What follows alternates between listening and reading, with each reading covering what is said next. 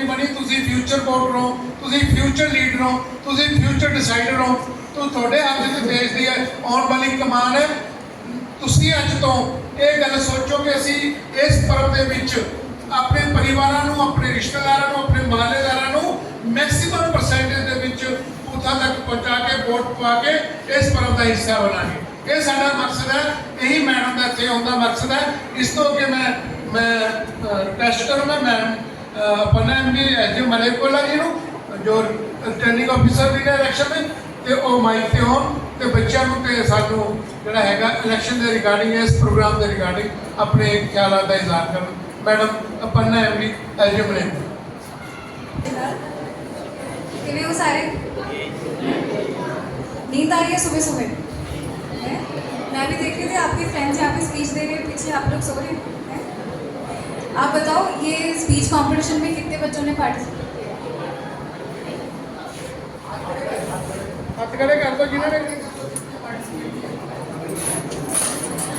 कितने बच्चों ने पार्टिसिपेट किया स्पीच कंपटीशन? 10 करीब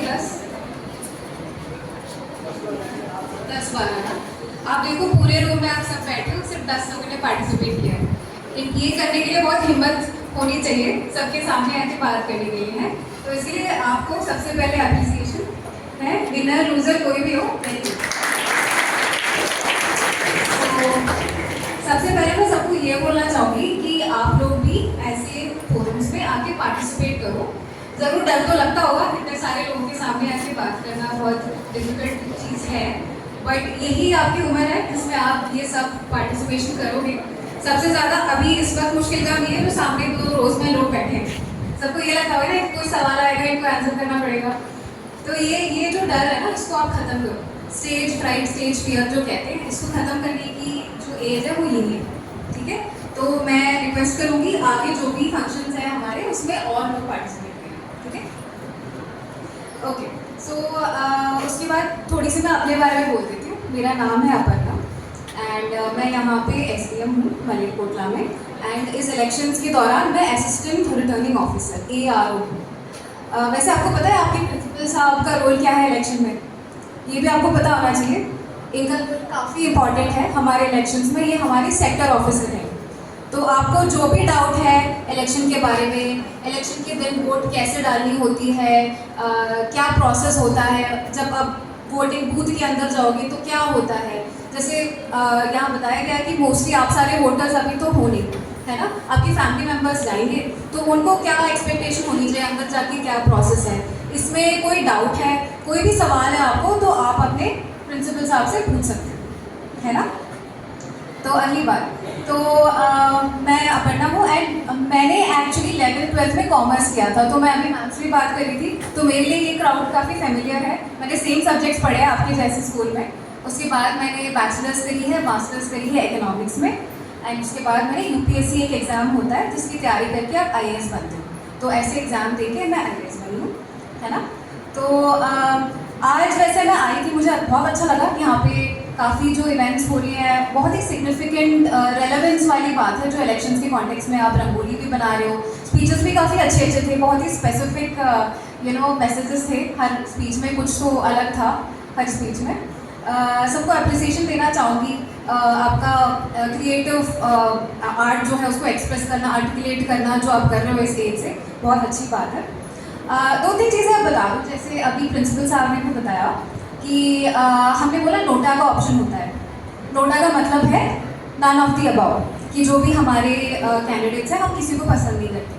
तो अगर हम नोटा दबाएंगे तो उसका मतलब क्या है, उस इलेक्शन के दौरान होता क्या है, फिर कौन जीतता है, आपको पता है?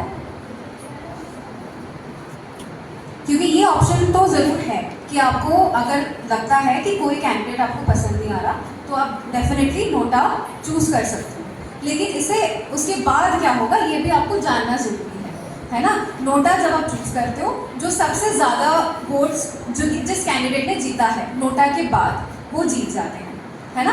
तो आप घर जाके अपने पेरेंट्स को, अपने सिस्टर्स को जो भी वोटिंग एज में है, वो आप क्या मैसेज दोगे? 2-3 चीज़ें मैं अपनी तरफ से रिक्वेस्ट करूँगी। एक तो ज़रूर आप ये बता दीजिए कि नोटा एक ऑप्शन होता है, उससे ये मतलब कॉन्सिक्वेंस होता है कि आप चूज़ करने के बाद जो सबसे ज़्यादा वोट जो दूसरे कैंडिडेट जिनको मिलता है वो विनर बन जाते हैं। ये भी आप अवेयर कर दीजिए उनको। ऐसा नहीं होना चाहिए कि हमने नोटा दबाया और हमें पता नहीं आगे क्या होगा, है ना। ज़रूर आपके पास ये ऑप्शन है कि आप किसी कैंडिडेट को पसंद नहीं करते तो आप नोटा यूज़ कर सकते हो, लेकिन उसका आफ्टर फैक्ट भी आप बता दो अपने पेरेंट्स को, सिस्टर्स को, है ना। दूसरी चीज़, आप जाके पहले उनको बताइए कि वोटिंग डे में उनका बूथ, वोट कहाँ होती है, बूथ में, तो उनका बूथ कौन सा है ये अभी से उनको पता है या नहीं। अगर नहीं पता तो हमने डिस्ट्रिक्ट लेवल पे भी एक वेबसाइट शुरू करी है बूथ राब्ता करके, तो वहाँ जाके उस वेबसाइट पर जाके आप चेक कर सकते हो कि कौन सा पोलिंग स्टेशन है आपका सबसे नियरेस्ट। इमरजेंसी के लिए भी हमने उसमें और मतलब फैसिलिटीज़ रखी हैं कि नियरेस्ट पुलिस स्टेशन कौन सा है, हॉस्पिटल कौन सा है, ये सब उसके दौरान आप देख सकते हो। ये 2 मैसेजेस आप पहुँचा सकते हैं। तीसरी बात, जैसे सारे स्पीचेस का कॉमन मैसेज यही था कि ये इम्पॉर्टेंट नहीं है कि आप मतलब कौन से कैंडिडेट को चूज़ करें, वो कम्प्लीटली आपका डिसीजन है। जो आपको सही लगता है, जो आपके दिमाग में जो लॉजिक है, जो भी आपका लॉजिक है वो सही, उसके हिसाब से आप चूज़ कीजिए, बिल्कुल अनबायस तरीके से, बिना किसी प्रभाव के, किसी इन्फ्लुएंस के आप चूज़ कीजिए। ये 3 मेन मैसेजेस है जो आप अपने पेरेंट्स को, सिस्टर्स को जो वोटिंग एज में है आप दोगे। ओके, तो इसके अलावा आप बताइए 12th के बाद सबके क्या प्लान्स हैं, क्या बनना चाहते हो आगे जाके, सोचा है अभी? 11th-12th के बच्चे स्पेशली यही टाइम होता है आपका ये सब प्लानिंग करने की। बताइए। CA, very good. और कॉमर्स स्टूडेंट सारे सीए, बाकी आर्ट्स वाले कुछ नहीं, बताओ। Fashion designing, very nice. और बताइए। डॉक्टर, अरे वाह। चलो आप ये समझ लीजिए कि जो भी आपने स्ट्रीम चुना है, कॉमर्स हो, आर्ट्स हो, मेडिकल हो, नॉन मेडिकल हो, जो भी आपने चुना है, आपके पास ऑप्शंस बहुत हैं। जैसे मुझे भी देखो, आप मैंने कॉमर्स करी है, उसके बाद मैंने इकोनॉमिक्स में मास्टर्स करी है, फिर मैंने यूपीएससी करी है जो एकदम पब्लिक एडमिनिस्ट्रेशन वाली फील्ड में होता है। तो आप बिल्कुल ये मत सोचिए कि सिर्फ एक स्ट्रीम चुन के आप एक ही चीज़ बन सकते हो। जो भी आपके एस्पिरेशंस है इस एज में, उसको आप थोड़ा डेवलप करो, थोड़ा अपने पीयर से बात करो, बाकी स्कूल के बच्चों से बात करो, पेरेंट्स से बात करो, अपने टीचर से बात करो। उससे आपको थोड़ा आइडिया लग जाएगा कि और क्या क्या ऑप्शन है आपके पास, उसके बाद ही आप ये डिसीजन लें, है ना। बाकी मैं भी बताना चाहती हूँ कि स्कूल टाइम सबसे बेस्ट टाइम होता है, तो यही मेरे अभी भी जो भी फ्रेंड सर्कल है, मेरे सबसे क्लोजेस्ट फ्रेंड सर्कल अभी भी स्कूल की है। एक भी शायद टीचर्स डे ज़्यादा नहीं होगा जब मेरे अपने टीचर्स को मैं याद नहीं करती हूँ, है ना। तो ये टाइम आप बिल्कुल एंजॉय करिए एंड डेफिनेटली जो ये कॉम्पिटिशन्स हैं, चलो आज हम इलेक्शंस के लिए स्वीप एक्टिविटी के दौरान कर रहे हैं, बट वैसे भी जनरली जो भी कॉम्पिटिशन्स होती हैं, स्कूल लेवल हो, डिस्ट्रिक्ट लेवल हो, इंटर स्कूल लेवल हो, जो भी कॉम्पिटिशन्स हैं, स्पोर्ट्स हो, सब में आप बिल्कुल पार्टिसिपेट करिए, क्योंकि एट सम लेवल ये जो पर्सनैलिटी डेवलपमेंट है ये आपके लिए और ज़्यादा इम्पॉर्टेंट है ना। पढ़ाई तो आप करोगे ही, ऑफकोर्स वो इम्पॉर्टेंट है, बट इस स्टेज में जो अपॉर्चुनिटीज़ है आपके पास वो आप यूटिलाइज नहीं करोगे तो आपको बाद में बहुत पछतावा होएगा, है ना। तो please make use of all your opportunities. जो भी आपके सवाल हैं, करियर रिलेटेड हुए, इलेक्शन रिलेटेड हुए, उसके लिए आपकी टीचर्स और स्पेशली आपके प्रिंसिपल साहब को कॉन्टैक्ट कीजिए। बाकी आपके 3 मैसेजेस याद है जो आप घर पे जाके बोलोगे।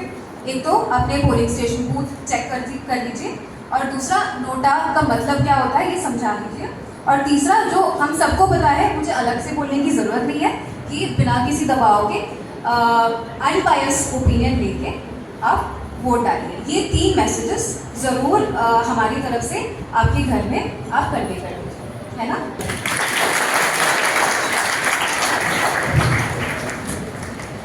Thanks ma'am.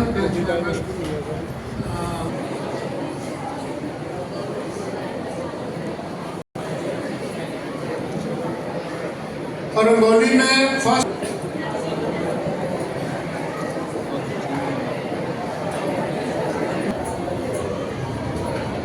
सेकंड है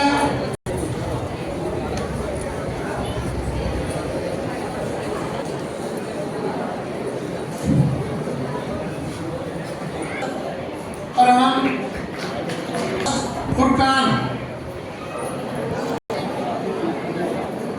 slogan writing, third class commerce Mohammad Rehan class 9th। Speaking competition third है Haram 8th A class 8th A, class 12th A, third Riyan class 11th, second Gauri class 12th और फर्स्ट है सोहालिया क्लास 12th।